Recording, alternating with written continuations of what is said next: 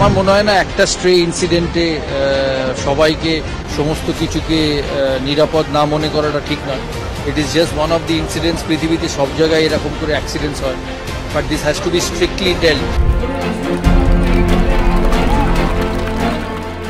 আরজিকর হাসপাতালে চিকিৎসককে ধর্ষণ ও হত্যার ঘটনায় এমন মন্তব্য করে রীতিমতো আগুনে ঘি ঢেলে দিয়েছেন ভারতের সাবেক অধিনায়ক সৌরভ গাঙ্গুলি।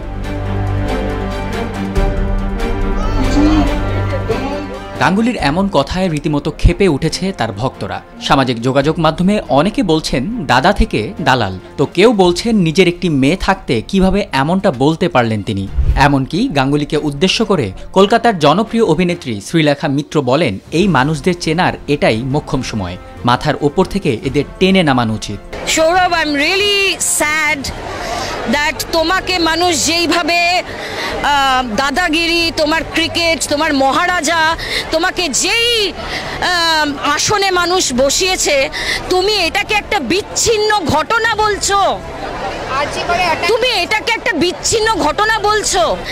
এই মানুষদেরকে আমরা চেনার এটা একটা মোক্ষম সময় হয়ে গেছে, যা আমরা যে মানুষগুলোকে ওপরে রেখেছি তারা মানুষ বলার যোগ্য নয়, তাদেরকে টেনে নামিয়ে আনো নিচে।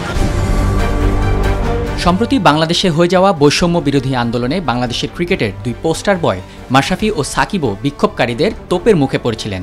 এই দুই ক্রিকেটার আওয়ামী লীগ দলীয় সংসদ সদস্য হওয়ায় ক্ষোভটা আরও বেশি ছিল তাদের ওপর।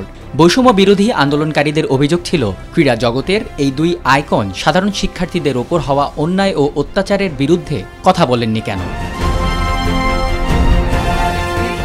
আন্দোলনে মুখে কুলুপ এঁটে থাকায় রাগে ক্ষোভে বুয়েটের দেয়ালে আঁকা মাশরাফির ছবিকে জোকারের রূপ দিয়ে জুতা ছুঁড়ে মারতেও দেখা গেছে অনেককে। অন্যদিকে কানাডায় গ্লোবাল টি-20 খেলতে গিয়ে সেখানে থাকা বাংলাদেশি ভক্তের ক্ষোভের শিকার হতে দেখা গেছে সাকিব আল হাসানকে। এবার অনেকটা একই রকম ঘটনা ঘটল সৌরভ গাঙ্গুলির সঙ্গেও।